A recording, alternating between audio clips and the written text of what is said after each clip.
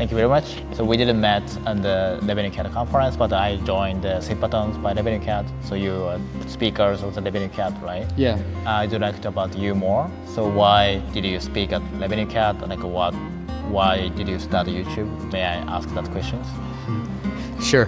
The Revenue Cat, one of my favorite conferences of the year, and they asked me to come speak on Black Hat strategies. We did a podcast, and David from Revenue Cat was like, "Hey, it's one of the more popular podcasts we've done. Come speak about Black Hat app marketing strategies." So it was my way of showing indie hackers that here's some of the things that you might be afraid of doing, but I know big companies are doing as well. So if you want a fair advantage, if you want to do it, right? YouTube honestly was couple of reasons. It was off of happen chance. You want the real answer? Yeah. Okay. I saw that you started YouTube for 10 years, right? Yeah. It's very new, like 10 years ago, right? What bring you there? Okay, so here's the real answer, okay? The real answer was like, I was talking to a friend of mine at the time, and he was like, I was like, hey, I see a lot of videos, and I just saw it on his website, not YouTube. And I was like, I see a lot of video content. You're doing a lot of video. He's like, yeah, dude, it's killing it for me. And I was like, well, shoot, I can do YouTube. Well, I'll just do it then. If it's working for him, let me do it. The other reason is YouTube's the number 2 search engine, right behind Google. And so people are searching for that content. And so that's why I was just kind of like, if it's working for him, I felt like I could be good on camera. Well, let me just do YouTube as well. And so that's what got me started on YouTube. Why did you, 10 years ago, nobody used that thing that is second search media. Yeah. And also, it takes a lot of time. Why can you continue for 10 years? How do you do that? Yeah, that's a great question. It's a question I get a lot because sometimes people look at the followers and they stop doing it. They get too stuck in the vanity metrics, right?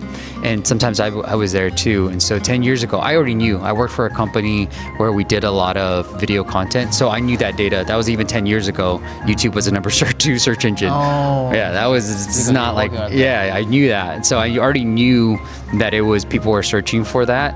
The other thing was, I kept going because I love doing it. Like, people stopped because they're like, oh, we're not getting that many subscribers, not getting that many views, blah, blah. Bro, like anything in life, it takes time, right? And so in the very beginning, I was lucky because I started with the podcast. So when I checked out my YouTube channel, I had like 200 subscribers already. And I was like, oh shiz, like people are already looking me up on YouTube, even though most people at the time, I was doing no YouTube content. It was all through podcasts, audio. And so I felt like I was early in a couple of things. Number one, in 2013, when I started the podcast, I thought podcasts, and this is a lesson that I've learned, hopefully for those in the spaces, I thought at the time, 2013, podcasts were crowded. Really? Yeah. Really? That's what I'm saying. Yeah.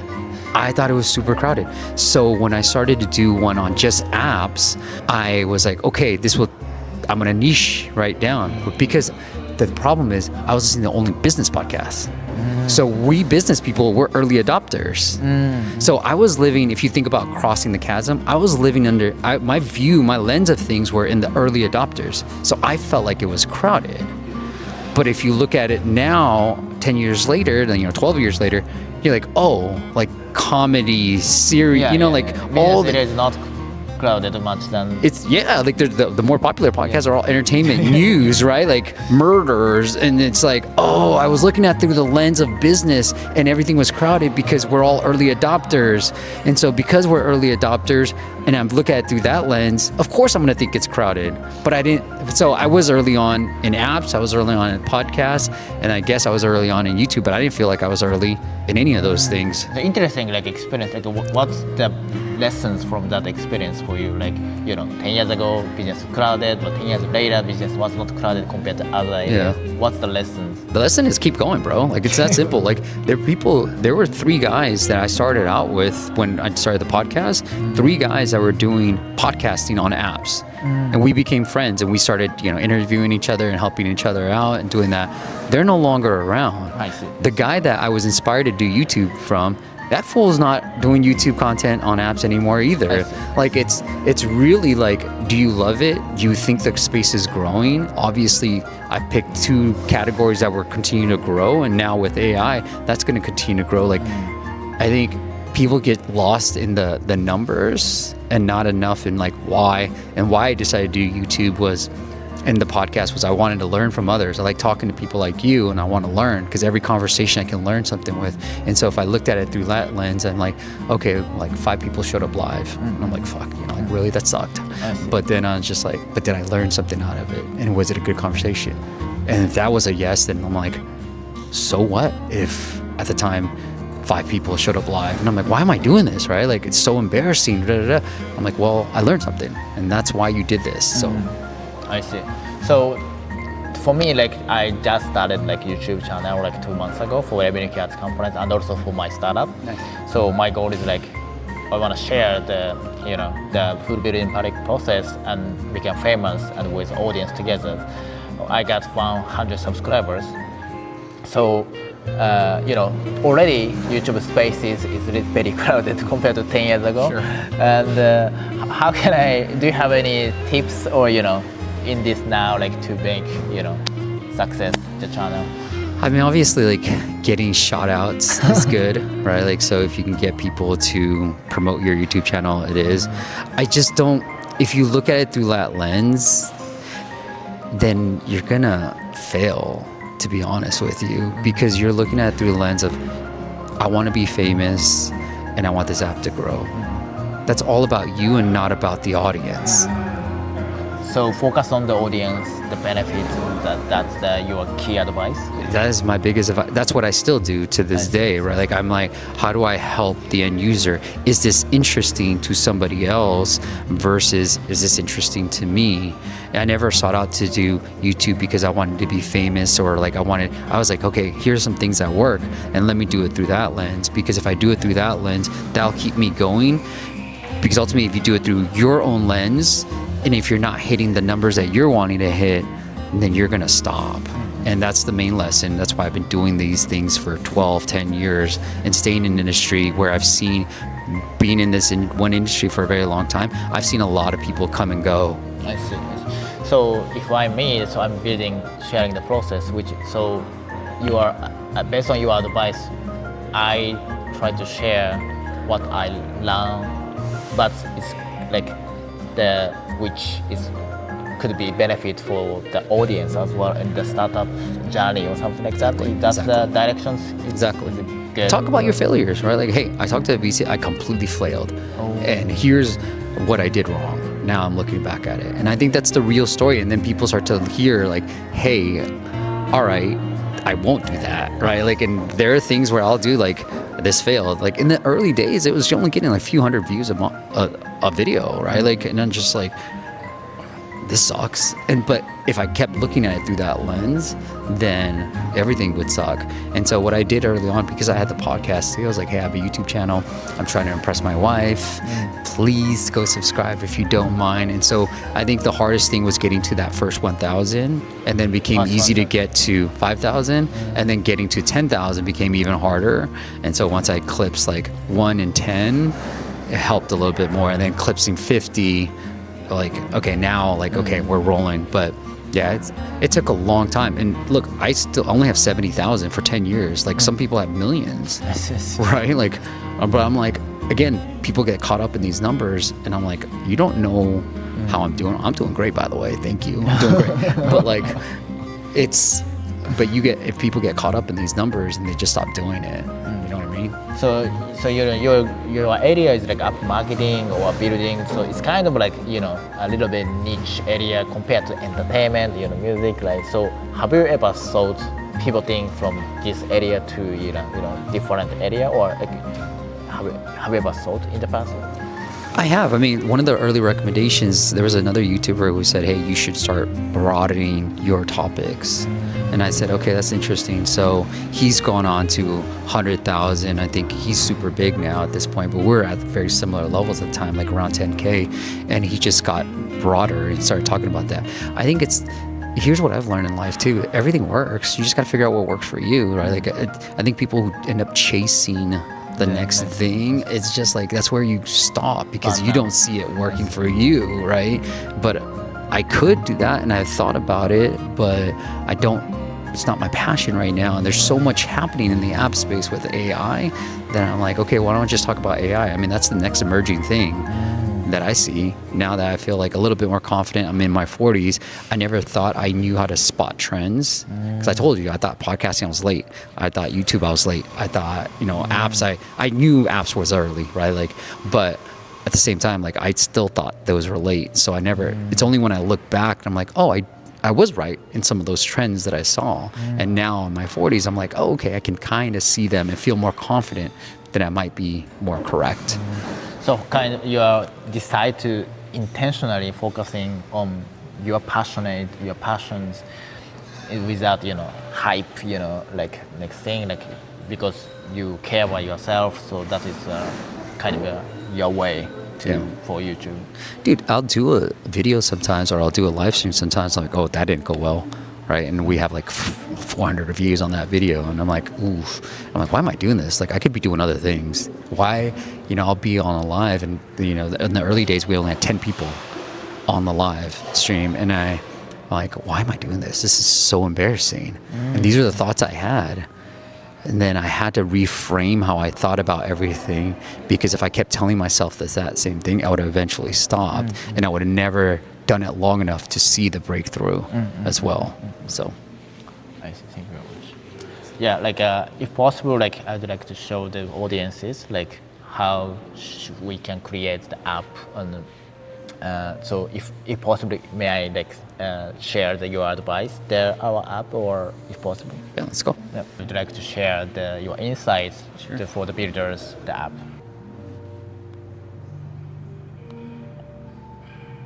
By the way, like, why do you this time today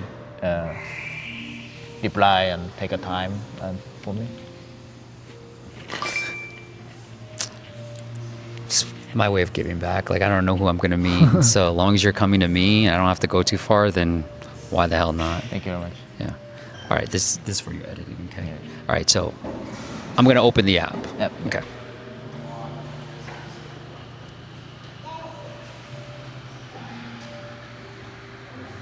Same spot, same photos, same stories.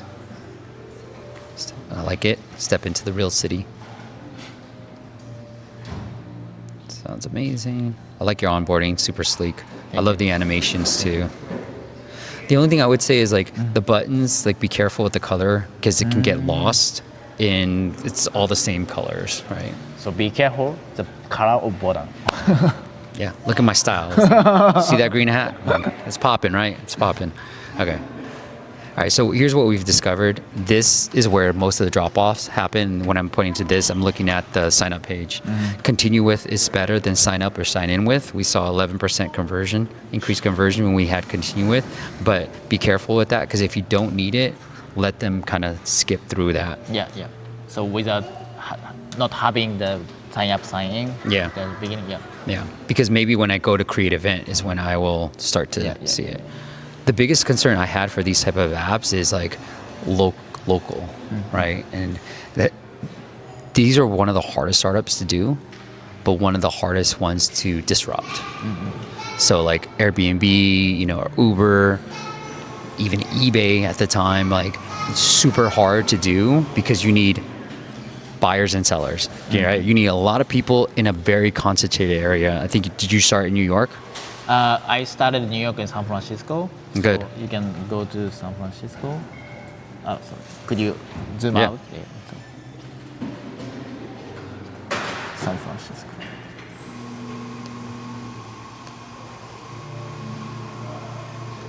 So at first, like we aggregating. So That's because cool. to solve chicken and egg program.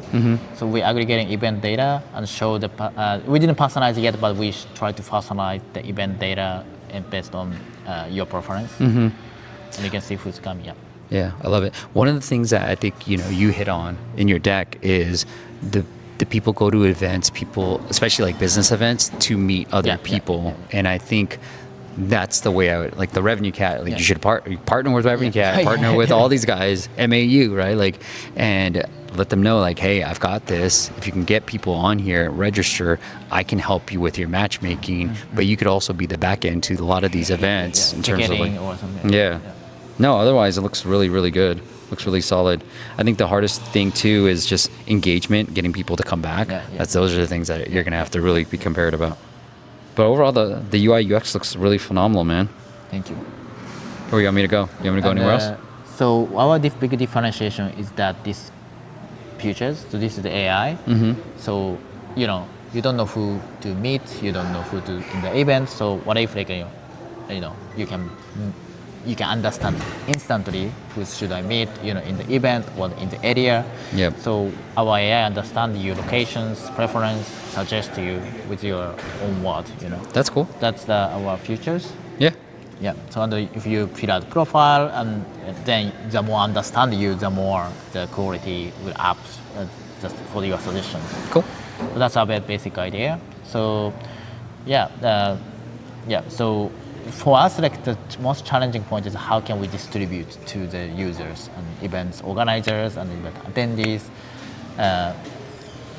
So for me, I try to focus on San Francisco, New York, but I don't have much connections. Yeah. So do you have any feedback idea like in terms of marketing? I mean, there's a lot of meetups for entrepreneurs, right? Yeah. We're all early adopters, so lean into that.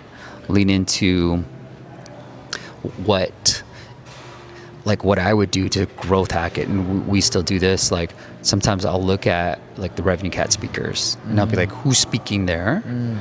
Because I know they're willing to speak, and so that is a good source for podcast guests. Nice. So if you're thinking events-wise, you go, okay, well, who's the event coordinator? And sometimes with these events, so I'll tell you a quick story about, I was at another company I was working for, and we were trying to get into the HubSpot event. Okay, huge event. They had the business people that we wanted to reach out to. Okay, our CEO was like, I got it. I know the CMO. Let me email him. Okay, I'm like, cool. What we're trying to do is we provide video and photos for businesses, right? And so we were trying to reach them, and we're trying to give away free headshots. We're not asking them to do it. We're going to give away free headshots to all your attendees, right? Just like you. So your advice is that like find the events, then like that speakers want to speak, really good speak. That's what. Not just them. Okay, here's the story, okay? So the story is the CEO emails the CMO, hey, CMO. no response. No response.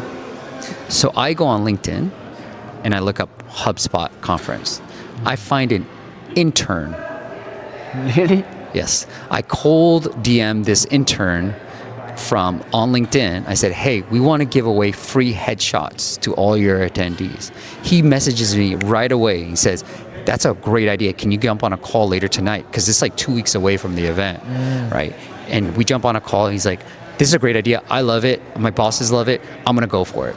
And then so we end up doing it. And then I ask him, hey, would you mind emailing all your attendees to sign up on this Google sheet?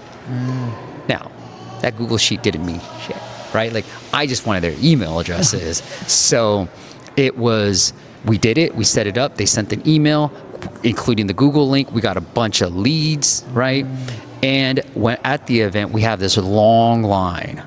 People are just waiting for their headshots. Everybody wants headshots, right? Like it's a big thing. So people want these headshots.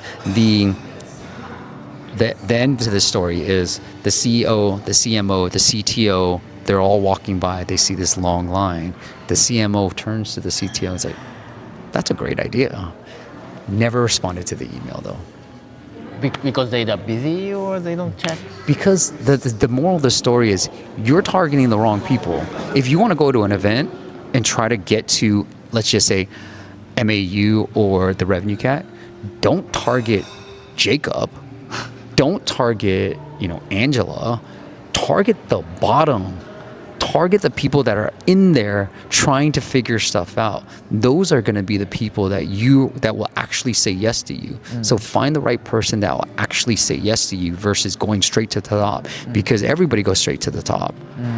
It's a great PR lesson too. So kind of find blue oceans as a strategy, like not niche. Yeah, in a way, yeah. It's in a not way. competitive, So because Jacob is kind of everyone reach out to Jacob, so that's why I find light persons, which has more, available. So that is your advice. Yeah, find the person that's in there doing it, not the person at top. They're going to be too busy. They're thinking about too many things.